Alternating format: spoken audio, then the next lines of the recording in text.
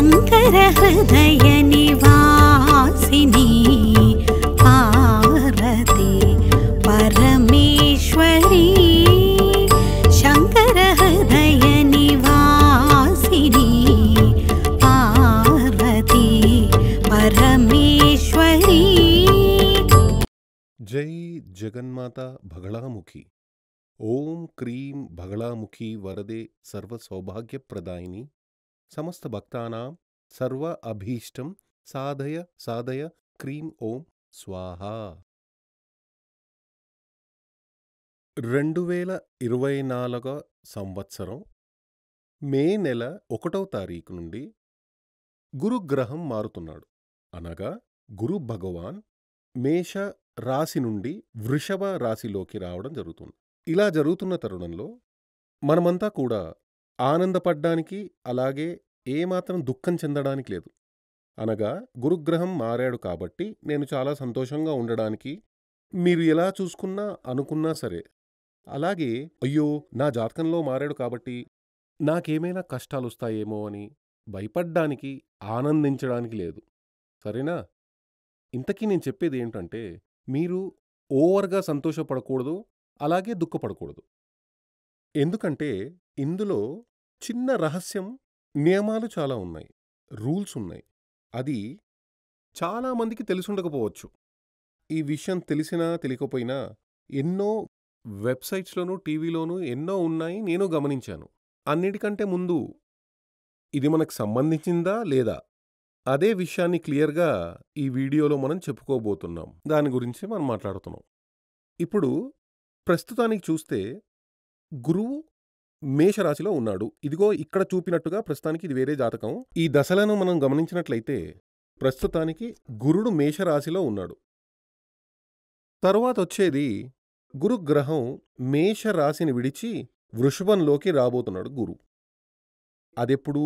2024 సంవత్సరం మే నెల 1వ తారీఖు ఈవినింగ్ నుండి గురు మారేది.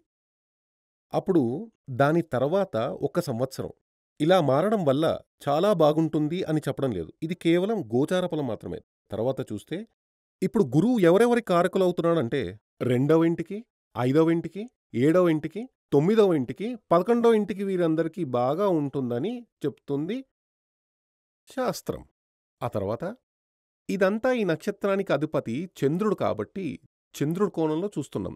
అంటే ఇక్కడ మీకు సాధారణంగా ఒక ఆస్ట్రాలజికల్ క్యాల్కులేషన్ నక్షత్రానికి బట్టి చూడ్డం జరిగింది. అలా చూసినట్లయితే ఇది ఈ గోచార బలం నక్షత్రాన్ని బట్టి కాకుండా రాశిని బట్టి చెప్తారు. చంద్రుడు ఎక్కడుంటాడో అదే రాశి, అక్కడ నుంచే మనం మొదలు పెట్టాలి. అలాంటప్పుడు ఈ జాతకం టేబుల్ హస్త నక్షత్రం వారిది. వీరిది ఏ రాశి అంటే కన్యా రాశి. ఈ కన్యా రాశిలో ఇక్కడ గురువు 2, 5, 7, 9, 11 ఇక్కడ ఈ కన్యా రాశిలో ఇది 2వ ఇల్లు, 3, 4 ఇది 5వ ఇల్లు, 6 ఇది 7వ ఇల్లు, 9వ ఇల్లు, ఇది 11వ ఇల్లు. ఈ జాతకంలో ఇది 11వ ఇల్లు. ఈ జాతకంలో గురువు స్థానం చాలా బలంగా ఉందని అంటుంది శాస్త్రం. కానీ అది మనం దాన్ని అలాగే ఫాలో చేసినట్లయితే ఎవరు కూడా ఊహించని విధంగా పెను మార్పులు సంభవిస్తాయి. ఆ కారణం ఏంటో వినండి. ఇందులో మనం చూసినట్లయితే వేదం స్థానం కన్నా ఇక్కడ గోచార స్థానం 2, 5, 7, 9, 11 అనేవి ఇక్కడ గోచార స్థానాలు. ఈ స్థానాలలో గురువు చాలా బలంగా ఉండేటువంటి స్థానం. అది కూడా ఎవరికి? 1, 2, 3, 4, 5 ఈ 5 రాసుల వారికి మరి 12 రాసులు ఉన్నాయి కదా. అందులో 5 రాసుల వారికి 2, 5, 7, 9, 11 ఈ 5 రాసుల వారికి గురువు మేలు చేయబోతున్నాడు. ఇక ఇక్కడ వేదన స్థానం చూసినట్లయితే 1, 2, 3, 4, 5 ఈ 5 రాసుల వారికి అంటే 3వ ఇల్లు, 4వ ఇల్లు, 8వ ఇల్లు, 10వ ఇల్లు, 12వ ఇల్లు ఈ ఇళ్లల్లో గురువుని వేదన స్థానం అంటారు. వేద స్థానంలో ఎలా చెప్తారంటే గురువు ఆ రాశిలో ఉన్నా కూడా, ప్రస్తుతానికి ఆ రాశిలో ఉన్నప్పటికీ రాశిలో నుంచి మీ రాశిలో నుంచి గురువు 3వ స్థానంలో ఉన్న బలంగా ఉండదు, 4వ ఇంట్లో ఉన్న బలంగా ఉండదు, 8వ ఇంట్లో ఉన్న బలంగా ఉండదు, అలాగే 10వ ఇంట్లో ఉన్నా బలంగా ఉండదు, 12వ ఇంట్లో ఉన్నా కూడా బలంగా ఉండదు. ఇవన్నీ కూడా చెడు స్థానాలు. కానీ ఇక్కడ దీన్ని చూసి ఆనందించాల్సిన అవసరం లేదు, దుఃఖపడాల్సిన అవసరం లేదు. ఎందుకంటే గురువు గోచార స్థానంలో ఉన్నాడు అనగా ప్రస్తుతానికి గురువు 2వ స్థానంలో ఉన్నాడనుకోండి. ఫైనాన్షియల్‌గా చాలా అభివృద్ధి ఉండబోతుంది. అప్పులన్నీ కూడా తీరిపోతాయి. ఇల్లు, ప్రాపర్టీ అలాంటివన్నీ మీరు కొనుగోలు చేయగలుగుతారు. ఉద్యోగంలో ప్రమోషన్ అన్నది ఖచ్చితంగా వస్తుంది. సంతానం బాగా చదువుకుని వృద్ధిలోకొస్తారు. ఇలాంటివన్నీ కూడా ప్లస్ పాయింట్లే కదా మీకు ఒకవేళ గురువు 2వ స్థానంలో ఉంటే. అంటే గురువు 2వ స్థానంలో ఉంటే ఇవన్నీ జరుగుతాయి. ఒకవేళ అది వర్కౌట్ అవ్వాలనుకుంటే ఆ సమయంలో అదేంటంటే గురువు 2వ స్థానంలో ఉన్నప్పుడు ఇక్కడ మీ యొక్క రాశిలో గురువు 2వ ఇంట్లో ఉన్నాడు. ఇది మనం కన్యా రాశి అని చెప్పుకున్నాం కదా!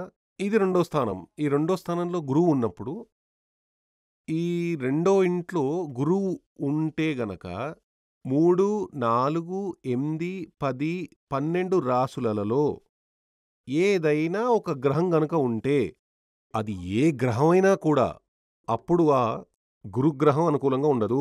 మనకి మంచి జరగనే జరగదు. దాన్ని వేదన స్థానం అని అన్నారు. ఇక్కడ వేదన అంటే ఏదో విధంగా మనకి మంచిని నిరోధిస్తుంది. ఆ తర్వాత చూస్తే అప్పుడు అదే విధంగా గురువు ఏ రాశిలో ఉన్నా 5లో ఉన్నా, 7లో ఉన్నా, 9లో ఉన్నా, 11లో ఉన్నా అందరికీ ఇలాంటి ఫలాలే ఇస్తాడు. దాని తర్వాత గురువు ఏ రాశిలో ఉన్నా ఆ రాశిలో ఎవరెవరున్నా గురువు ఏ రాశిలో ఉంటాడో అందులో ఉన్నా కూడా ఇది ఒక్క రాశి గురించే కాదు. గురువు ఎక్కడైతే ఉన్నాడో అక్కడ నుంచి 3, 4, 8, 10, 12 ఏ స్థానంలో అయినా కానీ ఈ నవగ్రహాల్లోని ఏ గ్రహంతోనైనా కలిసి ఉన్నా అక్కడితో ఇది ఆగకుండా ఇది 5వ గృహంలో ఏ గ్రహంతో ఉన్నా కూడా వీటినన్నిట్లోనూ ఏదో ఒక గ్రహంతో కలిసినా ఏ ఒక్క రాశితో కలిసి ఉన్నప్పటికీ ఈ గురువు మేలు కలిగించడు. అదే విధంగా ఇక్కడ ఆపోజిట్‌గా ఒకవేళ గురువు గనక మీకు 3లో ఉన్నా, 4లో ఉన్నా, 12 గృహంలో ఉన్నా ఈ గురుగ్రహం చాలా ఇబ్బందులు పెడతాడు. ఆ సమయంలో మీరు భయపడతారు. ఇక్కడ భయపడాల్సిన అవసరమే లేదు. ఎప్పుడంటే గురువు గనక ఇక్కడ వేదన స్థానంలో ఉండి కూడా ఆయా వేదా స్థానాల్లో గోచారాలను బట్టి అదేమిటంటే 2, 5, 7, 9, 11 స్థానాల్లో ఏదైనా ఒక గ్రహంతో కనుక కలిసి ఉంటే అప్పుడు ఆ గురువు మీకు ఎలాంటి దోషం చెయ్యడు. చెడు చేసే పరిస్థితే ఉండదు. అప్పుడు ఈ అదే విధంగా శనికి కూడా ఉంది. శని సంచారం వచ్చినప్పుడు అదే చెప్తున్నా 2025లో తదుపరి శని సంచారం రానుంది. అప్పుడు ఈ గోచారం, వేదం దీన్ని కాలిక్యులేషన్ చెయ్యకుండా టోటల్ ఫలితం చెబితే అదెలా సరైనదుంటుంది? ఇక్కడ మరో విషయం కూడా ఉంది. ఇక్కడ అష్టవర్గం చూడాలి.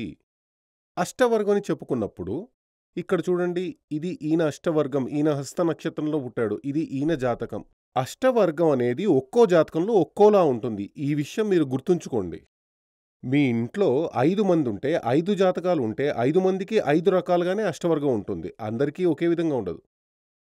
అప్పుడు ఈ జాతకం ప్రకారం ఇక్కడ చూడండి ఈయన హస్త నక్షత్రం అంటే కన్యా రాశి వ్యక్తి 1, 2, 3, 4, 5, 6, 7, 8, 9లో స్థానంలో గురువు రాబోతోంది. ఈయనకి 8లో గురువు ఉన్నాడు.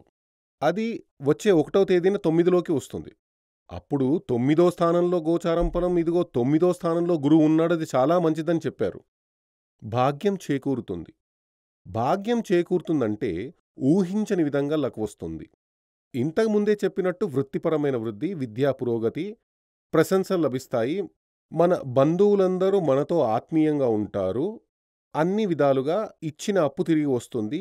ఇలా అనేక విషయాలు అన్నీ శుభాలే. అంటే గురువు 9వ స్థానంలోకి వచ్చినప్పుడు కానీ ఈయనకి సంబంధించింది చూడండి. ఈ గురువు అష్టవర్గంలో ఇది అంటే ఈ జాతకానికి సంబంధించిన అష్టవర్గం అది గాని చూస్తే కన్యలో నుండి 1, 2, 3, 4, 5, 6, 7, 8 ఇప్పుడు ఉన్న స్థానం ప్రకారం గురువు అష్టవర్గం 4 ఉంది. ఆపై 9వ స్థానానికి వచ్చినప్పుడు అక్కడ కూడా 4 ఉంటుంది. చూడండి దీన్ని బిందువులు అని చెబుతారు. పాయింట్స్.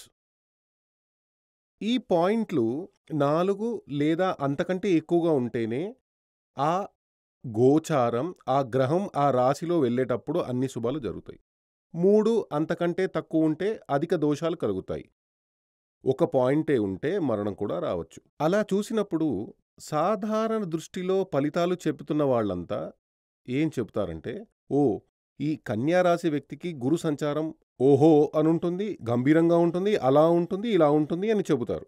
కానీ ఇక్కడ అలాంటిదేమీ ఉండదు. ఎందుకంటే ఈ వ్యక్తికి సంబంధించిన వరకు గురువు గత సంవత్సరం అంటే మే 1వ తారీఖు ముందు 2023 నుండి గురువు ఎలాంటి ఫలితం ఇచ్చాడో అలాంటి ఫలితమే రాబోయే గురు సంచారంలో ఉంటుంది. ఎందుకంటే ఆయనకి అష్టరాశి ప్రకారం బిందువులు 4 మాత్రమే ఉన్నాయి.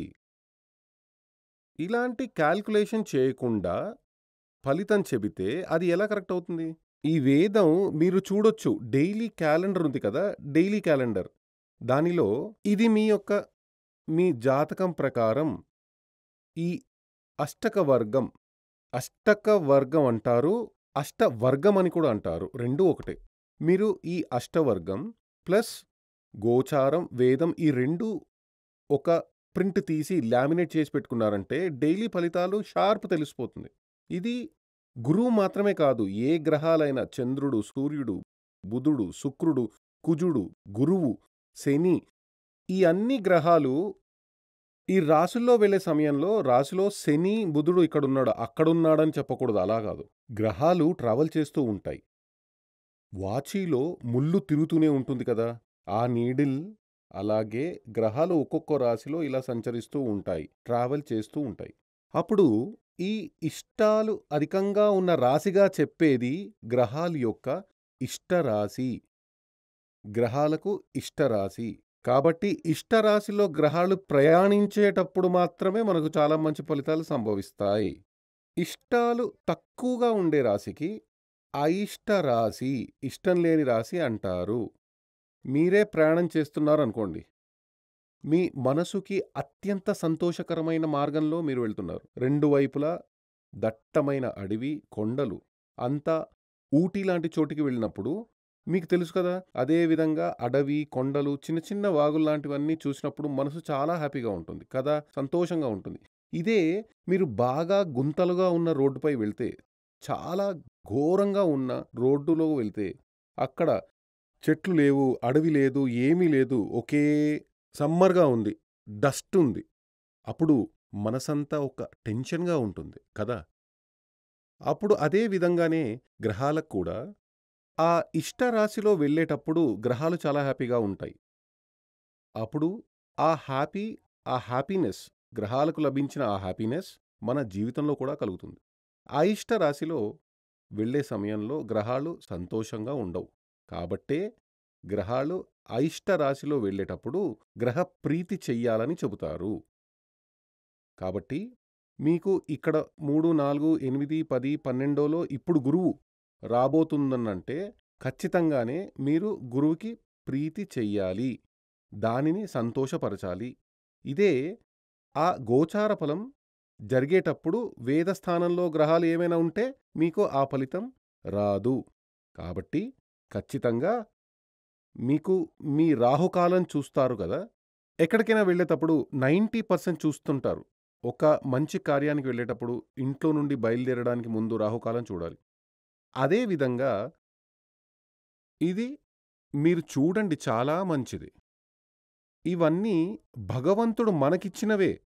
మనమంతా భగవంతుడి పిల్లలం. అంటే మీ పేరెంట్స్ మీరు సంతోషంగా ఉండాలని అనుకుంటారు కదా, అలాగే కదా అనుకుంటారు. అందరూ అమ్మా, నాన్న అలాగే అనుకుంటారు. తన పిల్లలు సంతోషంగా జీవించాలనుకుంటారు కదా, ఆయురారోగ్యం, సౌకర్యాలతో జీవించాలి అనే కోరుకుంటారు. అదే విధంగా మనల్ని సృష్టించిన దైవం భూమి మీద మనం సంతోషంగా జీవించాలి, జీవించి కర్మం చేసి పుణ్యం సంపాదించుకుని రావాలి అనే కోరుకుంటాడు. అందుకోసం మనిషికి భగవంతుడు చూపించిన మార్గమే ఇవన్నీ. ఈరోజు ఏం చేయవచ్చు, ఈరోజు ఏం చేయకూడదు, ఇలాంటి అన్ని విషయాలు ఇందులో మనకి షార్ప్గా తెలుస్తాయి. ఇది చదవడానికి గొప్పగా బుద్ధి, తెలివి లాంటివి అవసరం లేదు. ఆస్ట్రాలజీ చదవాలంటే, ఇతరులకి బోధించాలంటే కొంచెం చదవక తప్పదు. కానీ మీకు మీ రోజువారీ ఫలాలు తెలియాలంటే ఇప్పుడు డైలీ క్యాలెండర్ ఉంది కదా, ఈ చార్టు ఒకటి మీరు పెట్టుకుంటే ఈరోజు మనకి చంద్రుడు అనుకూలంగా ఉన్నాడా, సూర్యుడు అనుకూలంగా ఉందా, ఇక్కడ చెప్పిన గోచార ఫలం, వేదం అన్నీ చెప్పిన అన్ని గ్రహాలకి ఉంది. ఈ శనికి, గురువుకి మాత్రమే కాదు, అన్ని గ్రహాలకు గోచార స్థానం, వేదస్థానం అని ఉన్నాయి. కాబట్టి దానికి సంబంధించిన ఒక లామినేషన్, ఒక ప్రింట్ సిద్ధం చేసి పెట్టుకుంటే, అష్టవర్గంతో సహా తీసి పెట్టుకుంటే, ఓహో ఈరోజు మనకి ఏ ఏ గ్రహాలు మనకు అనుకూలంగా ఉన్నాయో, ఏ ఏ గ్రహాలు మనకి ఆపోజిట్‌గా ఉన్నాయో అనే విషయం తెలుస్తుంది. అదేవిధంగా ఒక్కో గ్రహం అనుకూలంగా ఉన్నప్పుడు ఏ పని చెయ్యవచ్చు. ఇప్పుడు మీకు బుధుడు అనుకూలంగా ఉన్నాడనుకోండి. అప్పుడు అష్టవర్గం చూసినప్పుడు బుధుడు ఏ రాశిలో ఉన్నాడు? ఇది చూడండి, బుధుడు ఈయనకి సంబంధించిన బుధుడు మేషంలో ఉన్నప్పుడు చాలా గొప్పగా ఉన్నాడు. అదేవిధంగా వృశ్చికంలో బుధుడు ఉన్నప్పుడు ఈయనకి చాలా ఘోరంగా ఉన్నాడు. అప్పుడు ఆ బుధుడి యొక్క ఇష్టాలు అధికంగా ఉండే రాశిలో, అంటే బుధుడికి ఇష్టమైన రాశిలో బుధుడు ప్రయాణించేటప్పుడు మంచి జ్ఞానం వస్తుంది. తెలివి వస్తుంది. విద్య పురోగతి ఉంటుంది. చేసే పనిలో అభివృద్ధి కనిపిస్తుంది. ఇలా చాలా చాలా మంచి విషయాలు జరుగుతాయి. అదేవిధంగా ఒక్కో గ్రహానికి, అంటే గ్రహాలు రాశిలో ఉన్నప్పుడు ఈ వ్యక్తికి సంబంధించిన గురువు వచ్చి వృశ్చిక రాశిలో ఉన్నప్పుడు ఈయన జైలుకు వెళ్తాడు. ఇదొక మినిస్టర్ జాతకం, ఇంతకు ముందే చెప్పాను. గురువు వచ్చి వృశ్చిక రాశిలో, అంటే ఒకే ఒక ఇష్టం మాత్రమే ఉంది. పాయింట్ ఒకటి మాత్రమే ఉంది. ఏమైంది? అప్పుడు ఆయనకి జైలు వాసం ఎదురైంది. 4, 5 ఏళ్ళు జైల్లో ఉన్నాడు. కాబట్టి ఎప్పుడైనా సరే మన జీవితంలో ఇది ఖచ్చితంగా తెలిసి ఉండాల్సిన విషయం. మరో విషయం ఏమిటంటే, ఇది సర్వ అష్టవర్గం, సర్వాష్టవర్గం అని చెబుతారు. అంటే ఈ 1, 2, 3, 4, 5, 6 ఈ 7 గ్రహాలు రాహుకి టోటల్‌గా 9 గ్రహాలు కదా! అందులో రాహుకి, కేతువుకి అష్టవర్గం చూడరు. ఇక్కడ చూస్తే రాహుకి శనిలాగా, కేతువుకి కుజుడిలాగా ఆ విధంగా ఈక్వల్ అనమాట. అంటే ఇక్కడ శనికి, కుజుడికి వేసి ఉన్నాం కదా! కాబట్టి రాహు యొక్క అష్టక వర్గం, కుజుడి అష్టక వర్గం అలాగే మనం ఆలోచించాలి. ఇక్కడ ఈ గ్రహాలన్నిటినీ చేర్చుకుని సర్వాష్టక వర్గమని వేసి ఉంది. ఈ సర్వాష్టక వర్గంలో ఏ ఏ రాశిలో మనకి అధిక ఇష్టాలు ఉన్నాయో ఆ రాశిలో మాత్రమే శుభకార్యాలన్నీ చేయాలి. ఇష్టాలు అంటే నంబర్లు ఎక్కువగా ఉంటే శుభకార్యాలు చెయ్యవచ్చు, చెయ్యాలి అనే అర్థం తీసుకోవాలి. నంబర్లు తక్కువగా ఉండే రాశిలో శుభకార్యాలు చెయ్యకూడదు. ఎగ్జాంపుల్ చెబితే, వర్షాకాలంలో విత్తనాలు చల్లాలి కదా! పైరెప్పుడు పెడతాం? వర్షాకాలంలోనే పెట్టాలి. సమ్మర్‌లో వేయకూడదు. అదేవిధంగా ఈ నంబర్లు చూసి, అదేవిధంగా ఈ చూసేటప్పుడు మనకి మీ జాతకంలో లగ్నం, ఆ లగ్నంలో ఈయన గురించి చూస్తే లగ్నం మకర లగ్నం. కాబట్టి ఈ సర్వాష్టక వర్గంలో మకరంలో 31 పాయింట్లున్నాయి. కాబట్టి ఈయన ఎమ్మెల్యే అయింది 31 వయసులోనే. అక్కడ ఆ భాగ్యం సంభవించింది. ప్రారంభమైంది 31 వయసులో. అంటే మన జీవితంలో ఎప్పుడు మనకి భాగ్యం మొదలవుతుంది? అంటే జీవితంలో మంచి కాలం ఎప్పుడు మొదలవుతుంది? ఇవన్నీ తెలియాలంటే మీరు 60 ఏళ్ల వయసు వ్యక్తి అనుకోండి. ఈ అష్టక వర్గం తీసి చూస్తే, సర్వాష్టక వర్గం చూసినప్పుడు మీ జీవితంలో ఎప్పుడు మంచి కాలం మొదలైందో తప్పకుండా మీరు గుర్తించవచ్చు. అది మీకే తెలుసు కదా! ఏ వయసులో మీకు ఒక మంచి కాలం ప్రారంభమైందో. అదేవిధంగా జీవితంలో మనకి ఎప్పుడు అత్యంత ఘోరమైన కాలం, ఎప్పుడు మనకి మృత్యువు వస్తుందో ఇవన్నీ మనకి ఇందులో తెలుస్తుంది. ఇంతకు ముందే చెప్పాను. ఇదిక్కడ అంటే జాతకం చూసేటప్పుడు ఈ రాశి, నవాంశం అనే 2 గడులు ఉంటాయి. అది ఒక వ్యక్తికి ఎక్స్‌రే తీయడం లాంటిది. ఎక్స్‌రే తీసినప్పుడు టోటల్‌గా మనకి కొంచెం తెలుస్తుంది కదా! ఏ వ్యాధి, ఏ పరిస్థితులు లాంటివన్నీ. ఈ అష్టక వర్గం చూస్తే అది టోటల్ సీటీ స్కాన్ చేయడం లాంటిది. మన లైఫ్ యొక్క టోటల్ విషయాలు మనకి అందులో తెలుస్తాయి.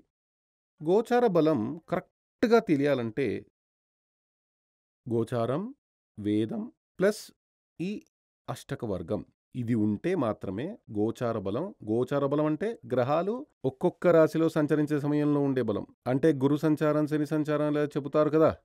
9 గ్రహాలకి సంచారం ఉంది. కానీ ముఖ్యంగా గురు సంచారం, శని సంచారం, రాహు సంచారం ఇది మాత్రమే అందరూ గమనిస్తారు. మిగిలినవన్నీ కాలిక్యులేషన్ చేయడం లేదు.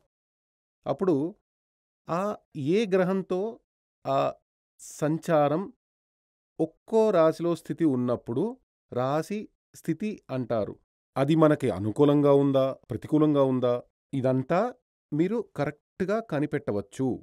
ఇది కనిపెట్టి ఇదే విధంగా నడుచుకోండి. జీవితంలో ఎల్లప్పుడూ వసంతకాలంలాగా ఉంటుంది. అంటే వర్షం వస్తుందంటే బయట ఆరబెట్టిన దుస్తులు, బయట ఇంకేదైనా ఆరబెట్టుంటే అవన్నీ తీసుకొని లోపల పెడతాం కదా! అదే విధంగా అదొక ఎగ్జాంపుల్‌గా చెప్పాను. అదే విధంగా రేపు మనకి మంచి టైం కాదు. కాబట్టి మనం కొంచెం కేర్‌ఫుల్‌గా ఉండాలి. దూరం ప్రయాణాలు వెళ్ళకూడదు. పెద్ద పెద్ద యాక్సిడెంట్లు జరిగి మనుష్యులు చనిపోతారు కదా! ఏంటి కారణం? ఇదేది చూడకుండా వెళ్తారు. ఇది ఫాలో చేసి చూడండి. ఖచ్చితంగా జీవితంలో మనకి ప్రమాదాలే ఎదురుకవు. కానీ ఇది చెప్పేలాగా మనం మన జీవితాన్ని కంట్రోల్‌లో చెయ్యాలి. కరెక్ట్‌గా చేసుకోవాలి. జగన్మాత మహాదేవి అనుగ్రహంతో మీకు ఆయురారోగ్య సౌఖ్య సిద్ధియు, సర్వకార్య సిద్ధియు చేకూరాలని కోరుకుంటూ ఆశీర్వాదం చేస్తున్నాను. శ్రీ సూర్యమంగళం అద్వైత వేద విద్యాపీఠంలో తాంత్రిక పూజల్లో సిద్ధహస్తులైన ఎందరో ఆచార్యులు అమావాస్య, పౌర్ణమి రోజుల్లో ప్రత్యేక యాగాలు నిర్వహిస్తారు. ఈ యాగాల్లో పాల్గొనడం ద్వారా తల్లి శ్రీ బగళాముఖీదేవి అనుగ్రహం వల్ల సర్వదోషాలూ పోయి సకల సౌభాగ్యాలు మనకు కలుగుతాయి. శ్రీ సూర్యమంగళం అద్వైత వేద విద్యాపీఠం జ్యోతిష్యం, ప్రశ్నలు, వాస్తు, తాంత్రిక పూజలు మరియు వేదయాగాలు నిర్వహిస్తారు. సంప్రదించవలసిన నంబర్ 7305442299 7305442299. చెన్నై, కోయంబత్తూర్, బెంగళూరు, హైదరాబాద్, విజయవాడ, ఢిల్లీ, ముంబై, తిరునల్వేలి, టెక్సాస్.